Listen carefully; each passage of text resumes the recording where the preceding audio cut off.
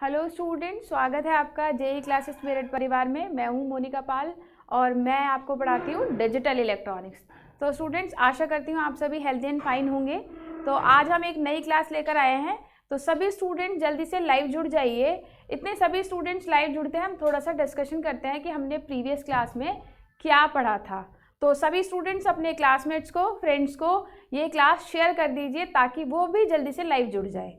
तो हम previous class में डिस्कस करते हैं कि हमने क्या स्टार्ट किया था। हमने स्टार्ट किया था चैप्टर 3 और चैप्टर 3 में बहुत इंपॉर्टेंट बूलियन अलजेब्रा के नियम हमने पढ़े थे। मैंने आपको बताया था कि बूलियन बीजगणित,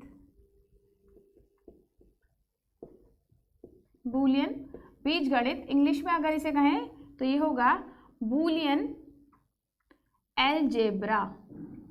ठीक है, तो हमने बूलियन बीजगणित, बूलियन अलजेब्रा चैप्टर स्टार्ट किया था, जो कि बेहद इंपॉर्टेंट चैप्टर है। क्यों इंपॉर्टेंट है? क्योंकि इसमें बहुत सारे इंपॉर्टेंट थ्योरम, बहुत सारे इंपॉर्टेंट कुछ नियम हैं जिनसे हम बूलियन एक्सप्रेशंस को, बूलियन व्यंजकों को सरल करते हैं। और ये बूलियन व्यंजकों का क्वेश्चन जो होता है बच्चों बोर्ड में काफ़ी पूछा जाता है। तो इसमें हम बूलियन अलजेब्रा, जो हमारा चैप्टर है बूलियन बीजगणित, इसमें हमने लास्ट क्लास में पढ़ा था कि बूलियन बीजगणित के अंतर्गत यानी बूलियन अलजेब्रा में बूलियन एक्सप्रेशंस को, बूलियन व्यंजकों को किस तरह से सॉल्व किया जाता है, उसके कुछ इंपॉर्टेंट लॉ थे, नियम थे, रूल्स थे जो हमने स्टडी किए थे। तो जब भी हम किसी बूलियन एक्सप्रेशन को, किसी बूलियन फंक्शन को सॉल्व करते हैं, या आप कह सकते हैं कि उन्हें सिंप्लीफाई करते हैं, बेसिकली आप उन्हें क्या करते हैं? सिंप्लीफाई करते हैं। ठीक है, या उनका कह सकते हो आप क्या करते हो, उन्हें उनका सरलीकरण करते हो। ठीक है, और मैंने ये भी आपको बताया था बच्चों, आपको याद होगा कि हम बूलियन एक्सप्रेशन का, बूलियन व्यंजकों का सिंप्लीफिकेशन क्यों करते हैं? बताइए जल्दी से, क्यों सिंप्लीफिकेशन करते हैं? हम सिंप्लीफिकेशन इसलिए करते हैं बूलियन एक्सप्रेशन का ताकि जो हमारा एक्सप्रेशन है हम उसे सॉल्व करके मिनिमाइज्ड फॉर्म में लिख दें, छोटे से छोटे रूप में लिखें। और जितना हमारा बूलियन एक्सप्रेशन छोटा होगा, मिनिमाइज्ड होगा, उतने उसमें नंबर ऑफ गेट्स या गेटों की संख्या क्या हो जाएगी? कम हो जाएगी। और जब हमारे किसी सर्किट में नंबर ऑफ गेट्स कम हो जाते हैं, गेटों की संख्या कम हो जाती है, तो हमारे नंबर ऑफ कनेक्शंस भी क्या हो जाते हैं? कम हो जाते हैं। कनेक्शन की संख्या क्या हो जाएगी? कम हो जाएगी। और आप कह सकते हैं कि ओवरऑल जो है आपका सर्किट बहुत छोटा हो जाता है, कॉम्पैक्ट हो जाता है और एक सरल रूप में यानी सिंप्लीफाइड रूप में आ जाता है। कॉम्प्लेक्स नहीं होता, क्योंकि ज़्यादा जो जटिल होता है सर्किट, वो कब होता है? कोई परिपथ जटिल कब होता है? सर्किट कॉम्प्लेक्स कब होता है? जब क्या होता है, आप उसमें ज़्यादा कंपोनेंट लगाते हो, ज़्यादा नंबर ऑफ कनेक्शंस करते हो, तो सर्किट क्या हो जाता है? कॉम्प्लिकेटेड हो जाता है। बट अगर हम क्या करेंगे, एक्सप्रेशन को मिनिमाइज कर देंगे, व्यंजक को छोटा कर देंगे, तो उसमें गेटों की संख्या, नंबर ऑफ गेट्स भी कम हो जाते हैं। और नंबर ऑफ गेट्स कम होने की वजह से हमारा जो सर्किट है वो सिंपल हो जाता है और कॉम्पैक्ट इन साइज हो जाता है, मतलब कि आकार में छोटा हो जाता है। तो कुल मिला के इसलिए हम बूलियन एक्सप्रेशंस को क्या करते हैं? उनका सरलीकरण करते हैं, उनको सिंप्लीफाई करते हैं। और इन बूलियन एक्सप्रेशंस को, इन बूलियन व्यंजकों को सिंप्लीफाई करने के कुछ मुख्य नियम होते हैं, कुछ इंपॉर्टेंट, कुछ मेन रूल्स होते हैं, जिनको फॉलो करते हुए हम क्या करते हैं? बूलियन एक्सप्रेशन को सॉल्व करते हैं, या आप कह लें बूलियन एक्सप्रेशन को हम क्या करते हैं? सिंप्लीफाई करते हैं।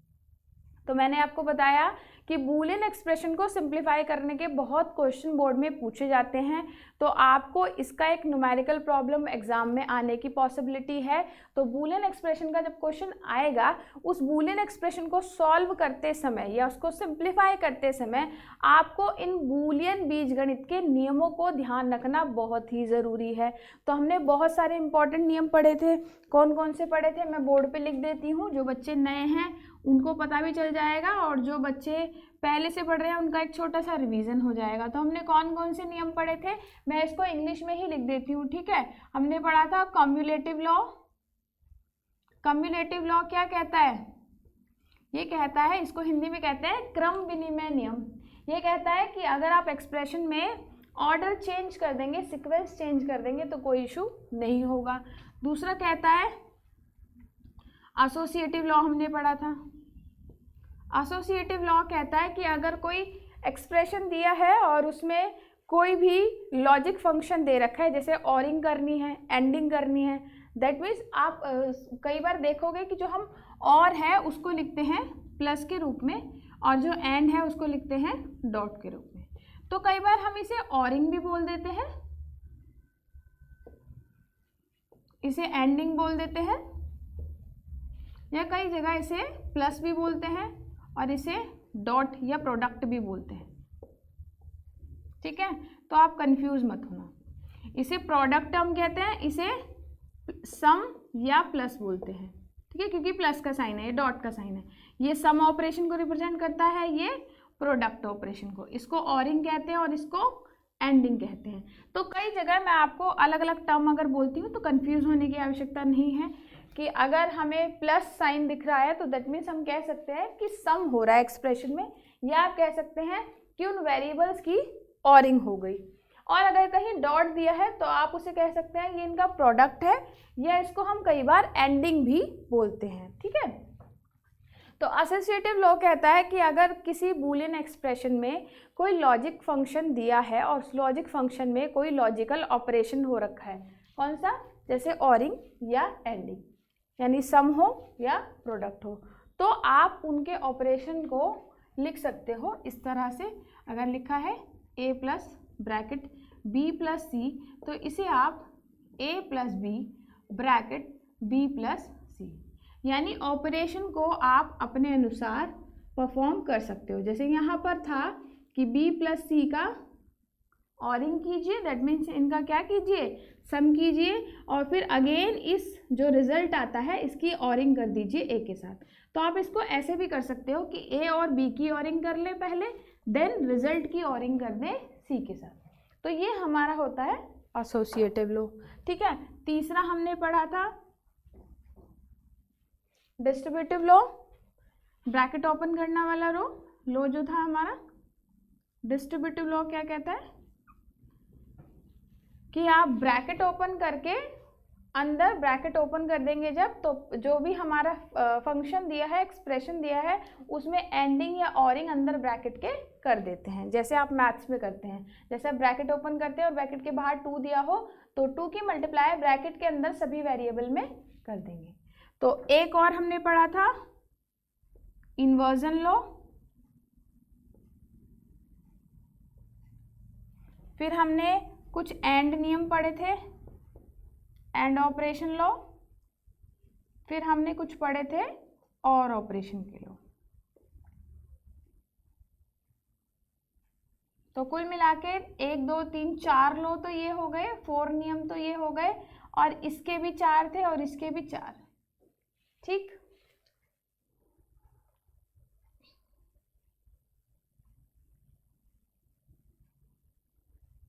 ठीक है, तो 4 ये 8, एक इन्वर्जन का लॉ 9 और 4 हमारे, हमने 13 नियम पढ़ लिए अभी तक, 9 और 3 12 नियम, सॉरी।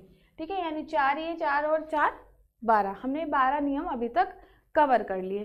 तो आज का जो हमारा टॉपिक है, हम इसी को बूलियन एक्सप्रेशन जो है, बूलियन अलजेब्रा के जो कुछ और नियम है, मैंने आपको बताया था कि हम अगली क्लास में पढ़ेंगे कि बूलियन अलजेब्रा में जब हम बूलियन एक्सप्रेशंस को या बूलियन व्यंजकों को जब सरल करते हैं तो उसके लिए कुछ इंपॉर्टेंट थ्योरम भी है। जैसे आपने मैथ्स पे पढ़ी है, पाइथागोरस थ्योरम पढ़ी है, और भी बहुत सारी इंपॉर्टेंट थ्योरम आपने पढ़ी होंगी, और उन थ्योरम के अकॉर्डिंग आप अपनी मैथमेटिकल प्रॉब्लम्स को, मैथमेटिकल क्वेश्चंस को क्या करते हैं, सॉल्व करते हैं। सिमिलरली बिल्कुल उसी तरह से जब हम अपने बूलियन अलजेब्रा में बूलियन एक्सप्रेशंस को, दैट मीन्स बूलियन व्यंजकों को सॉल्व करते हैं, सिंप्लीफाई करते हैं, उनका सरलीकरण करते हैं, तो कुछ इम्पॉर्टेंट थ्योरम भी हम इसमें लगाते हैं। तो आज हम पढ़ने वाले हैं, बहुत इम्पॉर्टेंट थ्योरम है। इसको इम्पॉर्टेंट थ्योरम इसलिए कह रही हूँ बच्चों, क्योंकि ये जो थ्योरम है ये आपके जब आप न्यूमेरिकल प्रॉब्लम सॉल्व करोगे उसमें तो काम आएंगी आएंगी, लेकिन इसका क्वेश्चन थ्योरेटिकल वे में, थ्योरी में भी पूछा जाता है। तो आज की हमारी 2 इम्पॉर्टेंट थ्योरम जो है वो है डी मॉर्गन थ्योरम और दूसरी है हमारी ड्युअलिटी थ्योरम। आप देख रहे हो बोर्ड पे मैंने नाम लिखा हुआ है, D Morgan theorem and duality theorem है।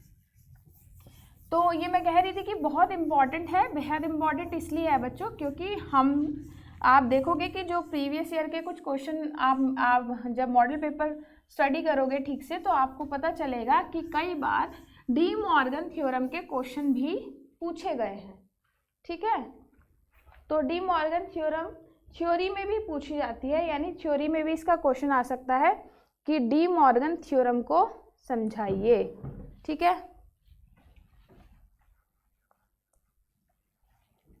तो हम देख लेते हैं कि डी मॉर्गन थ्योरम क्या होती है।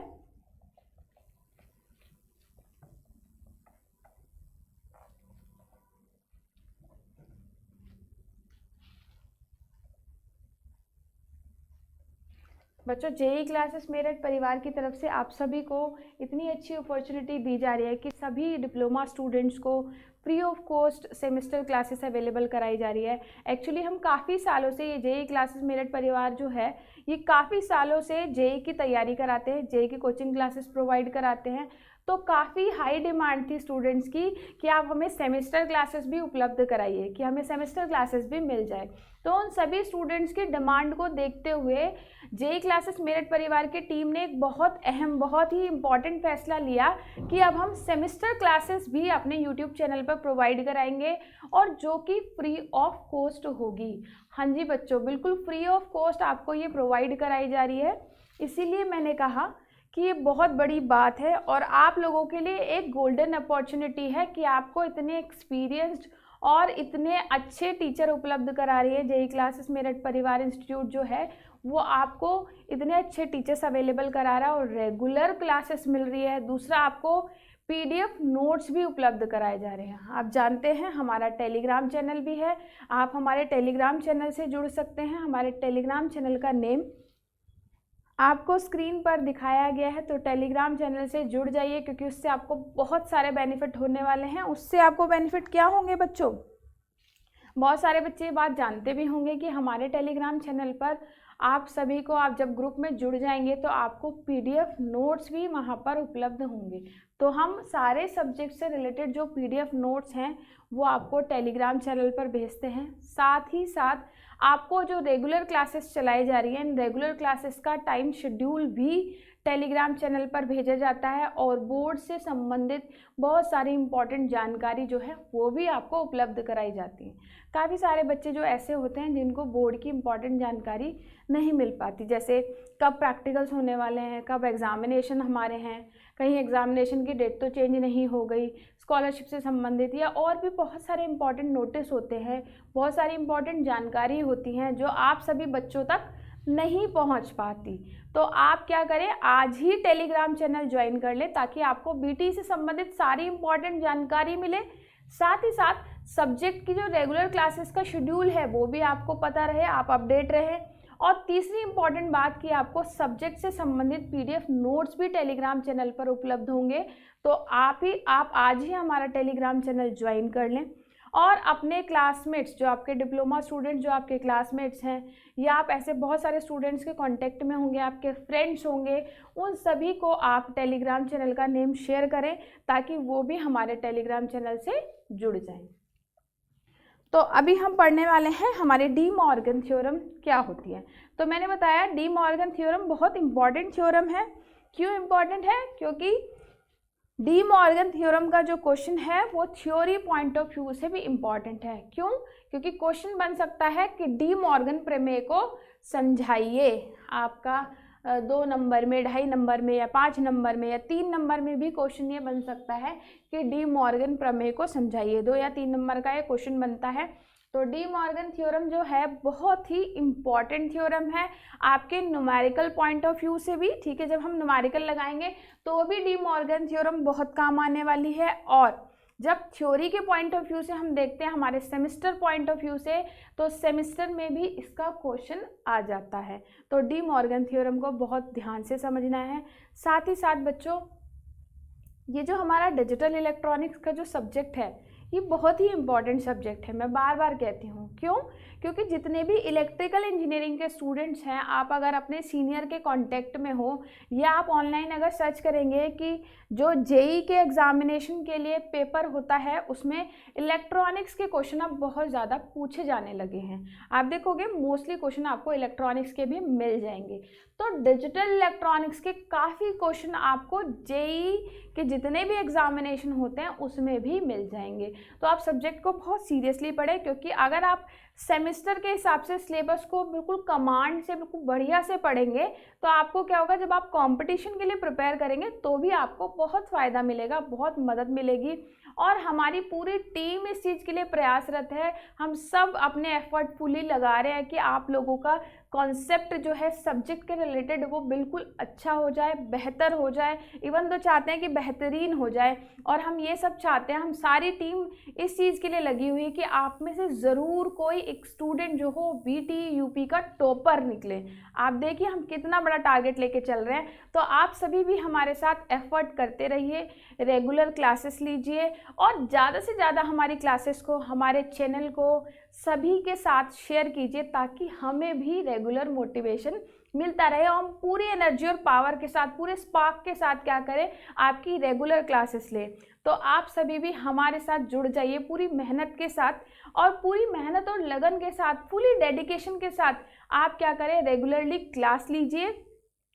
और क्लास के बाद आप क्या करें, जितना भी आपको बताया जाता है उसका छोटा सा एक क्विक आप रिवीजन या ओवरव्यू ले लें और अपने हैंड रिटन नोट्स भी छोटे छोटे मेंटेन करते रहें। नोट्स मेंटेन करने का मतलब ये नहीं है कि आप बड़ी बड़ी थ्योरी लिखो, थ्योरी आपको बुक्स में मिल जाएगी, जो पीडीएफ नोट्स हम अवेलेबल आपको कराएंगे उसमें भी मिल जाएगी। आपको क्या करना है, आपको जो इम्पोर्टेंट पॉइंट लगते हैं उनके मेन पॉइंट आप अपनी एक कॉपी में, कोई भी कॉपी, आप रफ कॉपी, फेयर कॉपी आप ले सकते हैं, और उसमें टॉपिक के इम्पॉर्टेंट पॉइंट आप लिख लें। ठीक है, उनको कहते हैं हम की पॉइंट्स, जो आपको लगता है कि टॉपिक में इम्पॉर्टेंट पॉइंट ये हैं। ठीक है, और आप उनके आधार पर उसकी थ्योरी लिखते हैं। तो आप की पॉइंट्स लिख लें टॉपिक के, और उन की पॉइंट्स को बिल्कुल दिमाग में अच्छे से समझ लें, बिठा लें, ताकि जब आपका एग्ज़ाम आए तो आप रिवीजन के लिए केवल क्विक रिवीजन आप उन मेन पॉइंट से, उन की पॉइंट से ले लें,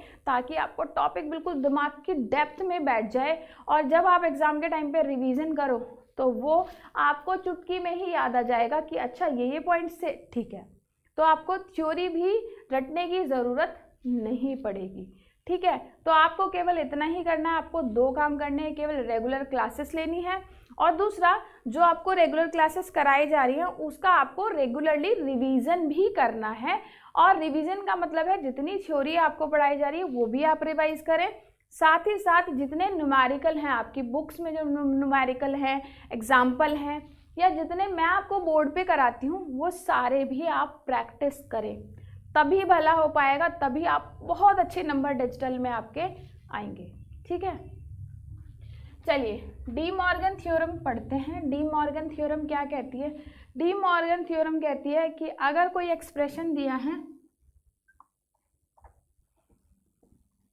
a प्लस बी का कॉमन बार, ठीक है, इसको कॉमन बार मैंने बच्चों क्यों कहा? कॉमन बार इसलिए कहा क्योंकि दोनों ही वेरिएबल के ऊपर बार है। अगर हम इस एक्सप्रेशन को ध्यान से पढ़ें तो एक्सप्रेशन क्या कहता है, वेरिएबल a की ऑरिंग कीजिए वेरिएबल b में, यानी वेरिएबल a को सम कर दीजिए वेरिएबल b में, और जो रिजल्ट आए उसका क्या कर दीजिए, कॉम्प्लीमेंट कर दीजिए। और ये जो कॉम्प्लीमेंट है या ये जो बार है, चूंकि ये दोनों पर है, दोनों वेरिएबल पर है, तो इसलिए मैं ऐसे कह रही हूँ कि ये क्या है, कॉमन बार। ठीक है, तो डी मॉर्गन थ्योरम ये कहती है कि जब हम किसी बूलियन एक्सप्रेशन में, बूलियन एक्सप्रेशन दिया हो और उस पर एक कॉमन बार दिया हो, यानी पूरे एक्सप्रेशन का इन्वर्जन करना हो या पूरे एक्सप्रेशन पे कॉमन बार दिया हो, तो आप इसका इसे इंडिविजुअल बार में ब्रेक कर सकते हो, बट यानी आप इसे ए बार लिख सकते हो और इसको बी बार, बट जो एक्सप्रेशन है अगर और में दिया है तो वो चेंज हो जाता है एंड में, और अगर एंड दिया है तो वो चेंज हो जाता है और में। ठीक, इसको थोड़ा बड़ा लिख देती हूँ मैं, आपको पढ़ने में आसानी होगी।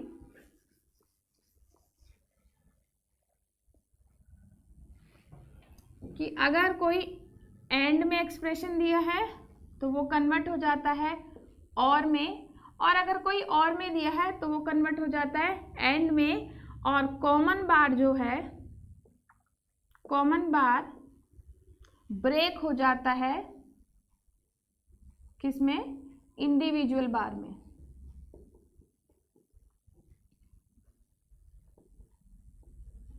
ठीक है, तो ड्युअलिटी थ्योरम अगर हम लिखें कुल मिला के, ड्युअलिटी थ्योरम का एक एक्सप्रेशन हो जाएगा ए प्लस बी का common bar is equals to होगा ए बार डॉट बी बार। तो आप देख रहे हैं यहाँ पर क्या हुआ, जो प्लस ऑपरेशन था इसको डॉट ऑपरेशन में चेंज कर दिया, दैट मीन्स और ऑपरेशन को हमने एंड ऑपरेशन में चेंज कर दिया, और कॉमन बार को ब्रेक करके इंडिविजुअल बार में लिख दिया। यानी आप यहाँ पर देखेंगे जो सम होगा उसे आप चेंज कर देंगे प्रोडक्ट में, और जो प्रोडक्ट होगा उसे चेंज कर देंगे सम में। तो पहली थ्योरम जो है डी मॉर्गन का जो फर्स्ट पार्ट है वो कहता है ये, इसकी सेकंड पार्ट कहता है कि अगर कोई एक्सप्रेशन दिया है और दो वेरिएबल की हो रखी है एंडिंग, यानी A and B, that means A का प्रोडक्ट बी के साथ, ए और बी का प्रोडक्ट।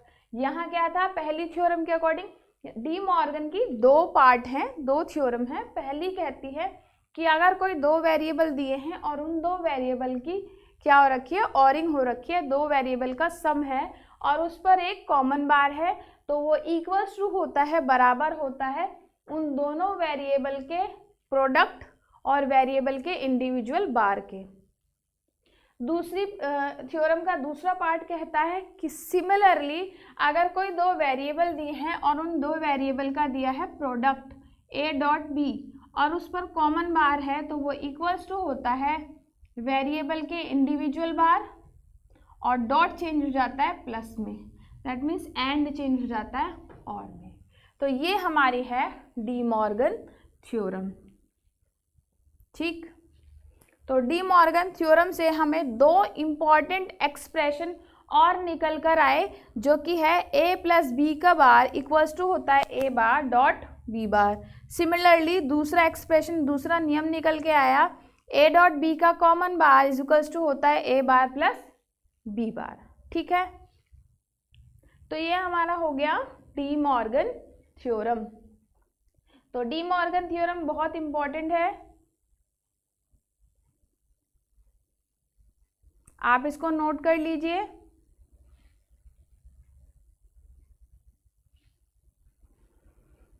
चलिए दूसरी एक और इम्पॉर्टेंट थ्योरम ले लेते हैं, जो कि है ड्युअलिटी थ्योरम। ड्युअलिटी थ्योरम को हिंदी में मैंने ड्युअलिटी प्रमेय ही लिखा है, हालांकि इसको हिंदी में हम द्विविधता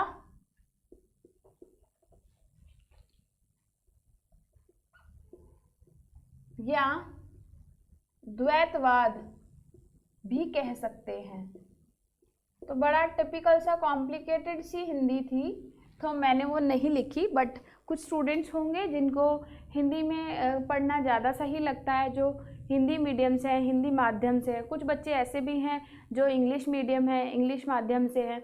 तो उन सभी को ध्यान में रखते हुए मैं कोशिश करती हूँ कि आपको सभी टर्म हम हिंदी इंग्लिश में लिखें, बट जहाँ लगता है कि हिंदी बहुत कॉम्प्लिकेटेड है, क्योंकि डिजिटल इलेक्ट्रॉनिक्स में, ये इलेक्ट्रॉनिक्स के किसी भी, कोई भी आप इलेक्ट्रॉनिक्स लेंगे, एनालॉग इलेक्ट्रॉनिक्स हो, पावर इलेक्ट्रॉनिक्स हो, डिजिटल इलेक्ट्रॉनिक्स हो, सभी में मोस्टली जो टर्म्स होते हैं, टेक्निकल टर्म्स, वो इंग्लिश में ही दिए होते हैं।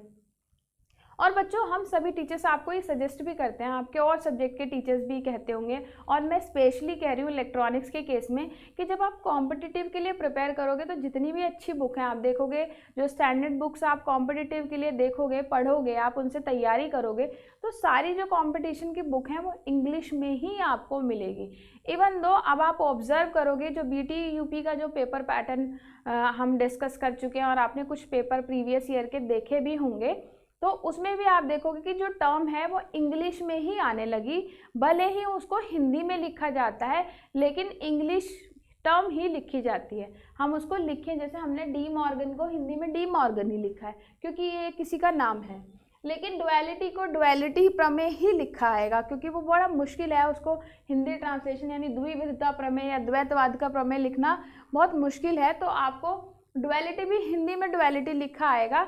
तो बट फिर भी आपको आपकी नॉलेज के लिए मैं हिंदी शब्द भी बता रही हूँ, बट इलेक्ट्रॉनिक्स में आप जितने भी टर्म्स आप पढ़ोगे, देखोगे, आपके पेपर में भी आप ऑब्जर्व करोगे कि जो टर्म्स हैं मोस्टली आपको इंग्लिश में ही मिलेंगे, और आगे भी आप सभी बच्चे जेईई के लिए तैयारी करेंगे तो उसमें भी आप देखेंगे कि जो स्टैंडर्ड कंपटीशन की बुक्स आती है वो सभी इंग्लिश लैंग्वेज में मिलती है। तो मैं उन बच्चों से स्पेशली ये कहना चाहूँगी जो हिंदी में ज़्यादा कंफर्टेबल फील करते हैं, इट्स ओके कि आप हिंदी में पढ़ते हैं, नो प्रॉब्लम, बट अगर आप देखो समय के डिमांड को देखते हुए या फ्यूचर की आप फोरकास्टिंग करो, आप फ्यूचर को भी ध्यान में रखते हुए सोचो, तो आप इंग्लिश जो टर्म्स है स्पेशली आप इंग्लिश में पूरा मत लिखिए, बट जो टर्म्स हैं उनको इंग्लिश में ही लिखने की और बोलने की कोशिश कीजिए।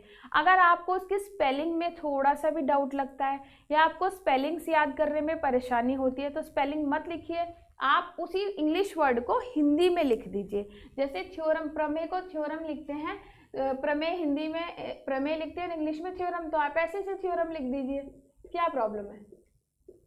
तो कोई मार्क्स थोड़ी कटेंगे, ठीक है। तो हमारे यूपीपीटी भी बड़ी अच्छी सुविधा है कि आप हिंदी इंग्लिश किसी भी माध्यम में लिख सकते हैं, कोई बाउंडेशन या कोई कंपल्शन नहीं है कि आपको हिंदी में लिखना है या इंग्लिश में लिखना है। तो मैं आपको सजेस्ट करूंगी कि आप इंग्लिश टर्म हो, अगर आप स्पेलिंग याद रख सकें बहुत अच्छी बात है, अगर आप स्पेलिंग नहीं याद रख पाते हैं तो आप इंग्लिश वर्ड को हिंदी में लिख दें, सबसे अच्छा तरीका है, ठीक है। तो हम आपको साथ साथ ये बताते हुए जा रहे हैं कि हिंदी इंग्लिश टर्म कहीं ऐसा है, बट फिर भी अगर आपको प्रॉब्लम आती है तो आप हमें कमेंट करके बताएं।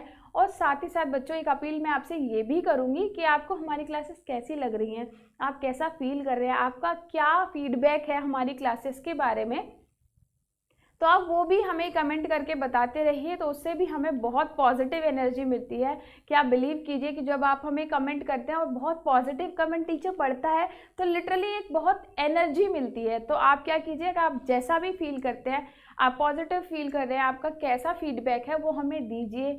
साथ साथ अगर आपको कोई प्रॉब्लम आती है, कहीं कोई आपको लगता है डाउट है, तो वो भी आप हमें कमेंट करके बता सकते हैं। और साथ ही साथ बच्चों वीकली हम डाउट क्लासेस भी कराने वाले हैं, तो आपकी जो वीकली डाउट क्लास होगी, वीक में एक बार डाउट क्लासेस होगी, तो उसमें आप अपने डाउट भी पूछ सकते हैं। साथ ही साथ बच्चों हमने टेलीग्राम चैनल पर डाउट ग्रुप भी बनाया हुआ है जो कि है JEC poly 3rd same doubt group के नाम से, ठीक है।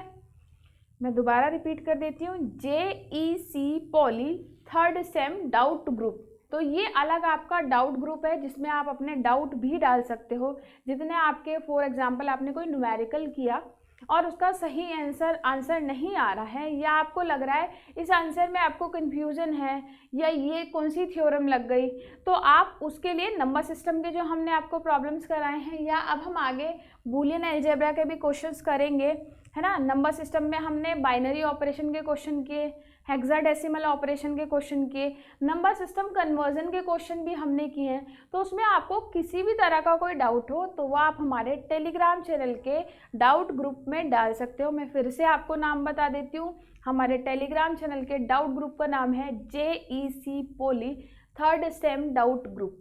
तो आप हमारे डाउट ग्रुप में जुड़ जाइए, और जो भी आपको प्रॉब्लम आ रही है, रेगुलर प्रैक्टिस करेंगे तो ऑब्वियसली बात है प्रॉब्लम आएगी, तो जब भी आप रेगुलर प्रैक्टिस करें तो आप अपनी प्रॉब्लम उसमें आप डाल सकते हो।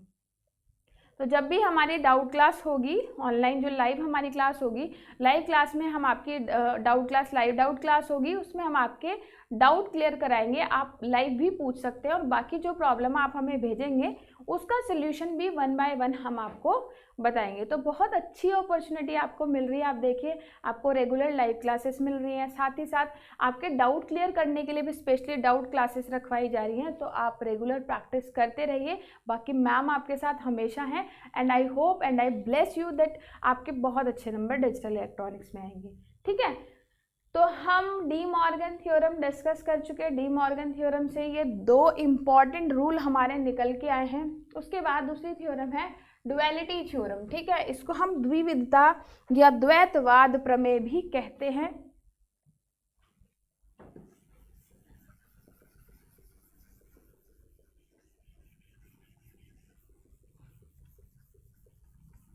डुअलिटी थ्योरम क्या कहती है, देखिए नाम से पता चल रहा है डुअल, ठीक है। यहाँ शब्द आया डुअलिटी यानी डुअल, यानी एक्सप्रेशंस जो होते हैं वो एक दूसरे के डुअल हो सकते हैं। कैसे, जैसे हमने एक डिस्ट्रीब्यूशन लॉ में, डिस्ट्रीब्यूशन का जब हमने लॉ पढ़ा था तो हमने पढ़ा था अगर a डॉट बी प्लस सी है, कोई एक्सप्रेशन है जिसमें a वेरिएबल ब्रैकेट के बाहर है और a की एंडिंग हो रखी है या a का डॉट है विद एक्सप्रेशन दे रखा है अंदर b plus C, that means b और c की ऑरिंग या b और c के सम को मल्टीप्लाई करना है a के साथ। तो इसको जब हमने डिस्ट्रीब्यूशन लॉ पढ़ा था, वितरण का नियम पढ़ा था, तो हम इस a की अंदर मल्टीप्लाई कर सकते हैं, ठीक है। तो वितरण के नियम के अनुसार ये एक्सप्रेशन जो है a dot B plus C is equals to होगा a dot B plus a dot C के। तो हम जानते हैं कि डिस्ट्रीब्यूशन लॉ के अकॉर्डिंग, वितरण के नियम के अनुसार ये जो एक्सप्रेशन है ये हमारा बिल्कुल सही है। तो डुअलिटी प्रमेय कहती है, डुअलिटी थ्योरम कहती है कि अगर कोई बूलियन एक्सप्रेशन बिल्कुल सही है, करेक्ट है या वो नियम के अंतर्गत आता है तो उसका डुअल भी सही होगा। कैसे होगा डुअल? डुअल निकालने के लिए हम क्या कर देते हैं, जो सम है उसे चेंज कर देंगे प्रोडक्ट में और प्रोडक्ट को चेंज कर देंगे सम में, ठीक है। तो डुअलिटी थ्योरम कहती है कि अगर बूलियन अलजेब्रा के अकॉर्डिंग, बूलियन बीजगणित के अकॉर्डिंग कोई बूलियन एक्सप्रेशन या कोई बूलियन रूल या बूलियन नियम सही है तो उसका डुअल भी क्या होगा, सही होगा। तो जैसे हमने लिया, ये कहता है डिस्ट्रीब्यूशन लॉ के according a dot B plus C is equals to a dot B plus a dot C. तो इसका जब हम डुअल निकालेंगे, इसका हम निकाल देते हैं डुअल एक्सप्रेशन।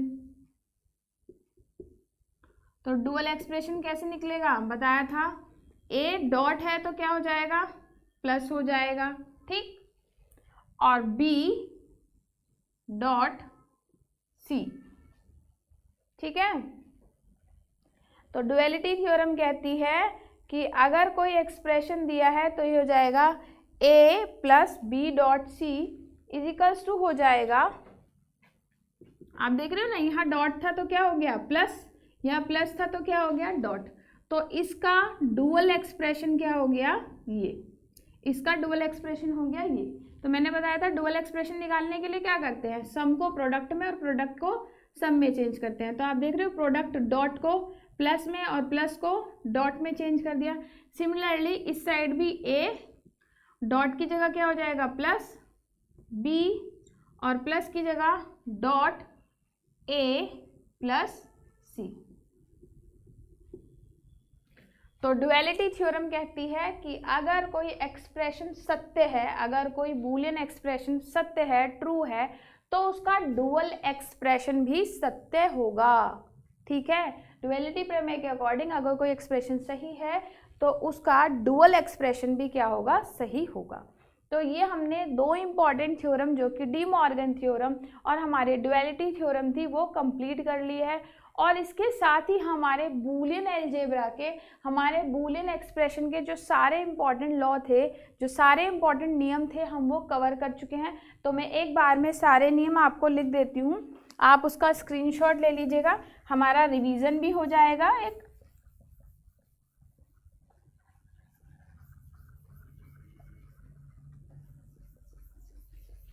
तो ये कुल मिला के जो हमारे नियम हैं इनको हम लिख देते हैं। तो हमने पढ़े थे, तीन तो पढ़े थे हमने,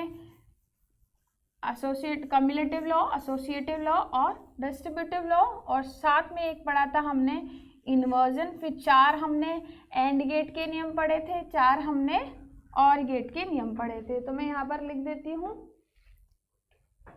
पहला नियम था ये सारे आ गए, ये बूलियन अलजेब्रा के अब सारे नियम जितने हमने पढ़ लिया अभी तक। हमने एंड नियम पढ़े, हमने और नियम पढ़े, हमने नॉट के नियम यानी इन्वर्जन के नियम पढ़े, हमने डिस्ट्रीब्यूटिव लॉ पढ़ा, एसोसिएटिव लॉ पढ़ा, कम्युलेटिव लॉ पढ़ा, हमने डी मॉर्गन थ्योरम पढ़ी, हमने डुअलिटी थ्योरम भी पढ़ ली।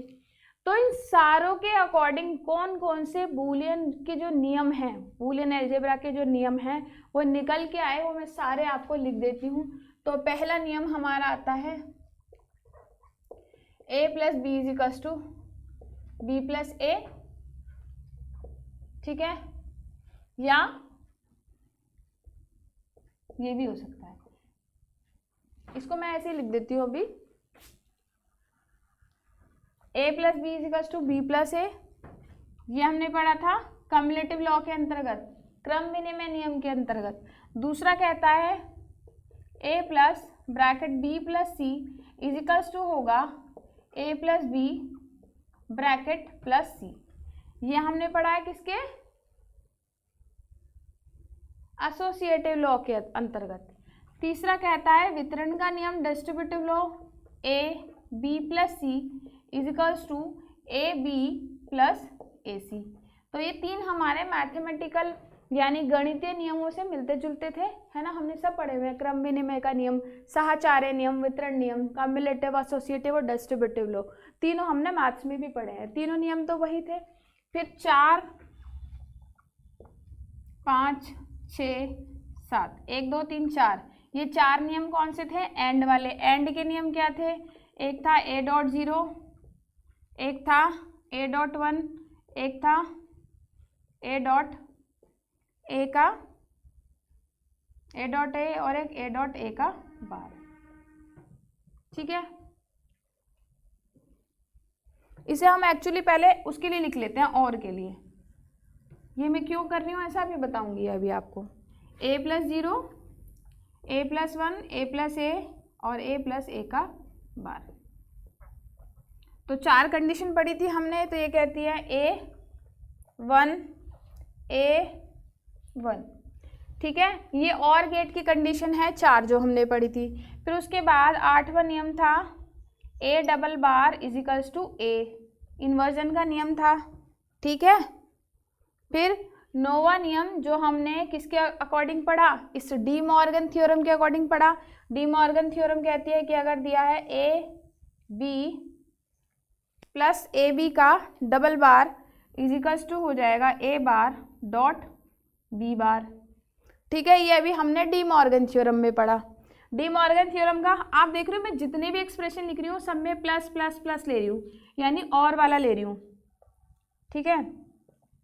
10वां नियम कहता है कि a plus A B is equals to ए।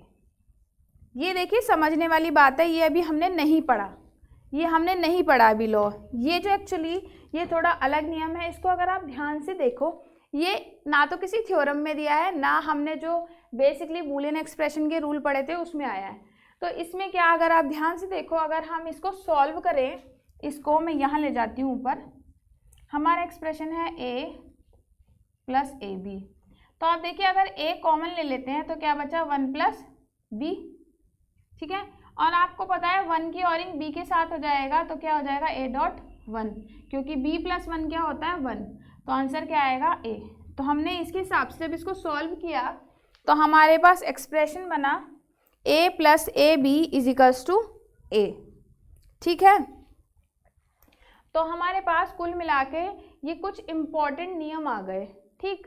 अब इसी का अगर हम डुअलिटी थ्योरम को मानते हैं, डुअलिटी थ्योरम ये कहती है कि अगर कोई बूलियन एक्सप्रेशन दिया है तो उस बूलियन एक्सप्रेशन में उसका हमारा डुअल भी क्या होगा, सही होगा।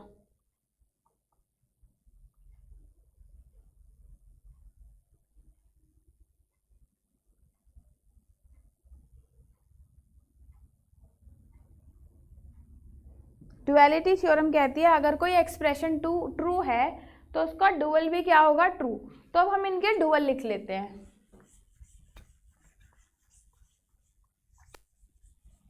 तो डुअल कैसे लिखेंगे, डुअल लिखने का क्या तरीका है, प्लस है तो डॉट में चेंज कर दीजिए। तो इसका एक और नियम इससे निकल के आया, A dot B is equals to B dot A. ये भी हमने कम्युलेटिव प्रॉपर्टी में पढ़ा था, क्रम विनिमय नियम में।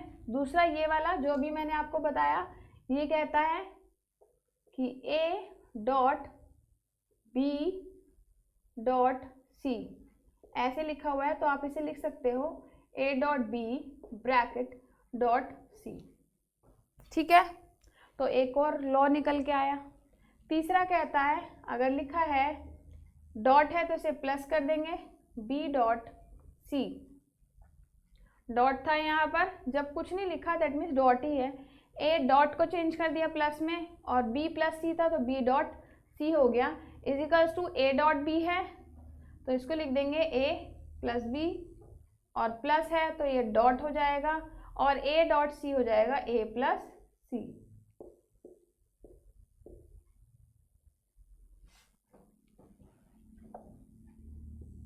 ठीक, तो डुअलिटी थ्योरम से ये भी ट्रू है।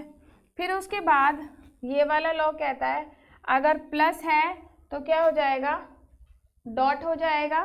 ठीक, डॉट हो जाएगा, और 0 को 1। डुअलिटी थ्योरम के अनुसार जब हम किसी भी एक्सप्रेशन का डुअल एक्सप्रेशन निकालते हैं तो प्लस को डॉट में, मैंने यहाँ कंडीशन बताई थी, सम को प्रोडक्ट में और प्रोडक्ट को सम में, यानी प्लस को डॉट में और डॉट को प्लस में चेंज करते हैं। सिमिलरली 0 है तो उसे 1 में चेंज करेंगे, और 1 है तो उसे 0 में चेंज करते हैं, यानी 0 को 1 में और 1 को 0 में।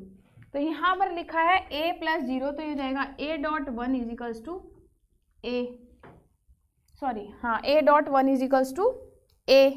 फिर दूसरा है a प्लस 1, तो ये हो जाएगा a डॉट 0 इजिकल्स टू 0। ठीक, चौथा है a प्लस a का बार, तो ये हो जाएगा a डॉट a, सॉरी 6 वाला है a प्लस a, बार नहीं है, a plus a is equals to a के, तो ये क्या हो जाएगा, प्लस का डॉट हो जाएगा इजिकल्स टू a। सातवां नियम है और का a प्लस a का बार, तो ये हो जाएगा a डॉट a का बार इजिकल्स टू 1, तो इसका हो जाएगा 0। 1 का क्या हो गया, 0। a का double bar is equals to a, तो इसको हम उल्टा करके लिख सकते हैं कि a इजिकल्स टू क्या हो सकता है, a का डबल बार हो सकता है।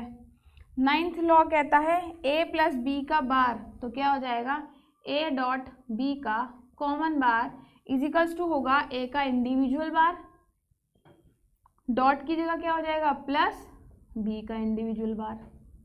ठीक, अब ये वाला ये कहता है a प्लस ए बी, तो ये हो जाएगा a dot a plus B. ठीक है,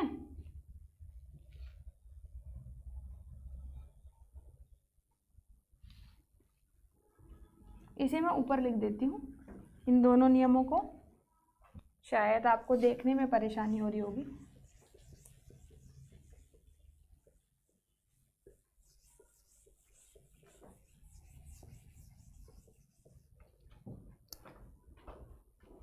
तो हमने जितने अभी तक सारे नियम पढ़े, एंड के, और के, थ्योरम के, डिस्ट्रीब्यूटिव, कम्युलेटिव, है ना, ये सारे एसोसिएटिव सारे नियम जो हमने पढ़े, उनसे हमने निचोड़ निकाल लिया कुल मिला के कि हमारे ऐसे कौन कौन से इम्पॉर्टेंट लॉ निकल के आते हैं जो हम बूलियन एक्सप्रेशंस को सॉल्व करते वक्त लगा सकते हैं।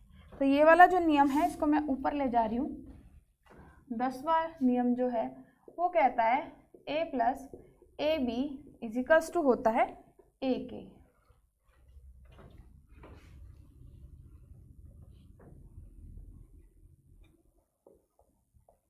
ठीक, मैंने बताया था ये कहाँ से आया, ये कैसे आया।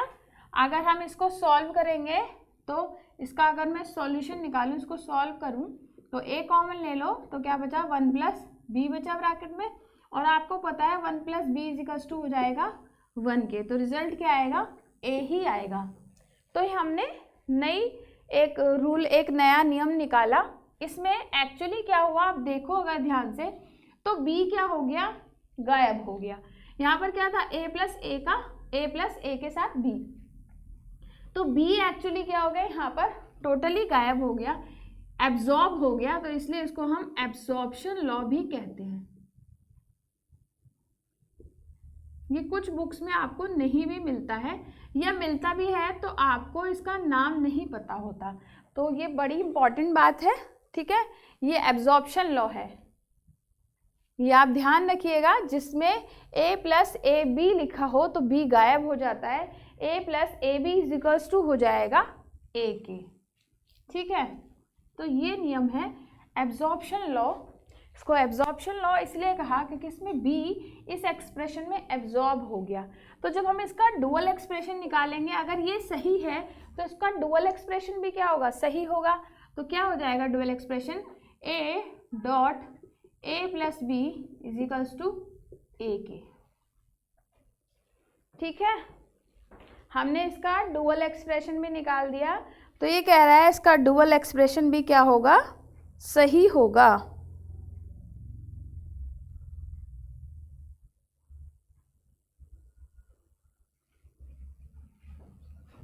अब एक और इम्पॉर्टेंट चीज है, एक नियम ये वाला है, ठीक है। इस नियम को, ये इस एक्सप्रेशन को अगर आप ओपन करेंगे तो आप देखिए ये क्या कहता है। अगर इसको आप डिस्ट्रीब्यूटिव लॉ के अकॉर्डिंग ओपन करें तो a dot A bar plus A B आता कि नहीं आता, ठीक है। तो आपको पता है a डॉट ए बार का अर्थ है कि इसमें हमने क्या किया, a की एंडिंग कर दी a बार के साथ। तो a और a बार जो है एक दूसरे के कॉम्प्लीमेंट्री हैं, पूरक है, मतलब अपोजिट है। अगर a 0 होगा तो a बार 1 होगा, और अगर a 1 होगा तो a बार 0 होगा। दैट मीन्स दोनों में से कोई ना कोई एक 0 ज़रूर होगा। और एंड एक्सप्रेशन कहता है कि दोनों ही 1 होने चाहिए। अगर दोनों में से कोई भी एक 0 होगा तो आउटपुट क्या होगा, 0। तो a डॉट ए बार क्या हो जाएगा, 0 प्लस a डॉट बी। तो इसका सोल्यूशन क्या आएगा, a डॉट बी। तो हम a dot A bar plus b को लिख सकते हैं a डॉट बी।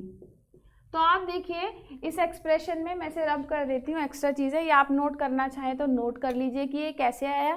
तो a dot A bar plus b is equals to है a डॉट b के। तो यहाँ पर इस पूरे एक्सप्रेशन में से a बार क्या हो गया, एब्जॉर्ब हो गया। तो ये भी एब्जॉर्प्शन लॉ की कैटेगरी में ही आता है। एब्जॉर्प्शन लॉ जब होता है जब कोई एक वेरिएबल टोटली डिसअपियर हो जाए, गायब ही हो जाए, एब्जॉर्ब हो जाए, तो उसे हम कहते हैं एब्जॉर्प्शन लॉ या लॉ ऑफ एब्जॉर्प्शन। भी आप देखेंगे नेट पे आपको मिल जाएगा लॉ ऑफ एब्जॉर्प्शन। ये आपके बुक्स में कहीं नहीं दिया है डायरेक्टली, हो सकता है स्पेसिफिकली किसी स्टैंडर्ड बुक में आपको मिल जाए, लेकिन आपको डायरेक्टली आपकी बुक्स में नहीं मिलेगा एब्जॉर्प्शन लॉ के नाम से। या फिर आप इसे इंटरनेट पे सर्च करेंगे तो आपको लॉ ऑफ एब्जॉर्प्शन के नाम से ये मिल जाएगा। तो आप देखिए जब इसका डुअल ये सही है तो इसका डुअल भी क्या होगा, सही होगा। तो इसका डुअल निकालेंगे तो हमारे पास एक 11th लॉ आ गया जो कहता है a plus A bar dot B is equals to है a प्लस बी के, ठीक है। तो कुल मिला के हमारे पास ये 11 नियम आ गए। आप देख रहे हो ना, 1 2 3 4 5 6 7 8 9 10 और 11, और इनके डुअल भी आप देखिए 12 ये हो गया, 13 14 15 16 17 18 19 20 और एक 21, ठीक है। तो इनके डुअल भी इनके साथ साथ ही सही होते हैं। इसके लिए ये, इसके लिए ये हो गया, इसके लिए ये, इसके लिए ये सही है, इसके लिए ये सही है, इसके लिए ये सही है, इसके लिए ये, इसके लिए ये सही है। और यहाँ a प्लस बी का हम लिखना भूल गए, ये हो जाएगा 20वां लॉ आपका हो जाएगा a bar dot b is equals to हो जाएगा a bar plus b bar, ठीक है।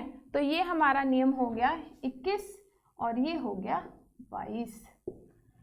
तो कुल मिला के अगर मैं कहूँ बूलियन अलजेब्रा में बूलियन एक्सप्रेशंस को सॉल्व करने के लिए अगर हमने जो निचोड़ निकाला, हमने सारी थ्योरम पढ़ी, हमने सारे बेसिक लॉज पढ़े और उनके अकॉर्डिंग हमने कंक्लूजन ये निकाला कि बूलियन एक्सप्रेशंस को सॉल्व करने के लिए इन 22 नियमों की आवश्यकता पड़ती है। तो ये 22 रूल्स जो हैं आप इनको बहुत ध्यान से पढ़ें, ठीक है। इनको ध्यान से अच्छे से पढ़ लें, रिवीजन आप करें बढ़िया से। आप कहीं एक साफ पेपर पे अपनी नोटबुक में इसे लिख लें और इनको जितना ज़्यादा आप प्रैक्टिस करेंगे, यानी जितने ज़्यादा आप न्यूमेरिकल लगाएंगे, जितने ज़्यादा आप क्वेश्चन करेंगे बच्चों, उतने ज़्यादा आपको ये एक्सप्रेशन क्या हो जाएंगे, याद हो जाएंगे। तो आप देखिए कुल मिला के ये हमारे 11 एक्सप्रेशन थे और डुअलिटी थ्योरम के अकॉर्डिंग हमने ये टोटल 22 रूल निकाले बूलियन एक्सप्रेशंस को सॉल्व करने के लिए, जो हमें किसी भी बूलियन व्यंजक को सॉल्व करते समय बेहद ही काम आते हैं। मैं थोड़ा साइड हो जाती हूँ, आप इसको नोट कर लीजिए, स्क्रीनशॉट ले लीजिए, ठीक है, ताकि आपको सारे के सारे 22 नियम आपको मिल जाएं। तो कुल मिला के ये बहुत ही इंपॉर्टेंट 22 रूल्स थे, नियम थे जो हमने पढ़े, जो कि किसी बूलियन एक्सप्रेशन को सॉल्व करते समय, उसे सिंप्लीफाई करते समय बेहद ही इंपॉर्टेंट होते हैं, बेहद ही आवश्यक होते हैं। तो आप इनकी घर पे प्रैक्टिस कीजिए। तो आज की क्लास बस हमारी यहीं पे ख़त्म होती है। अगली क्लास जो हम लेकर आने वाले हैं, अगली क्लास में हम पढ़ेंगे कि किस तरह से इन नियमों का प्रयोग करके हम बूलियन एक्सप्रेशन को सॉल्व कर सकते हैं। बूलियन एक्सप्रेशन को सॉल्व करते समय बूलियन एक्सप्रेशन दो प्रकार के हो सकते हैं। तो किसी बूलियन एक्सप्रेशन के कितने मेथड हो सकते हैं, कितने टाइप हो सकते हैं, यानी किस प्रकार से बूलियन एक्सप्रेशन लिखा हुआ होता है, उसके आधार पर इसके दो मेथड हैं, जो कि एसओपी और पीओएस मेथड कहलाता है, जो कि के मैप का जब आप टॉपिक पढ़ोगे उसमें भी काम आएगा।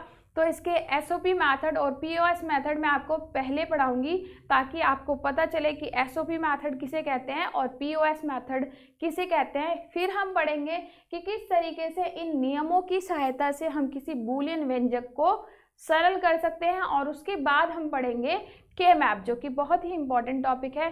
तो बस स्टूडेंट्स, मुझे यहीं पर इजाज़त दीजिए, मिलते हैं आपसे अगली क्लास में। एंड आई होप आप अगली क्लास में ज़रूर टाइम से आएंगे और डिजिटल इलेक्ट्रॉनिक्स को बहुत ध्यान से, बहुत मन लगा के पढ़ेंगे। चलिए, आपसे जल्दी मुलाकात होगी। Thank you so much. जय हिंद, जय भारत।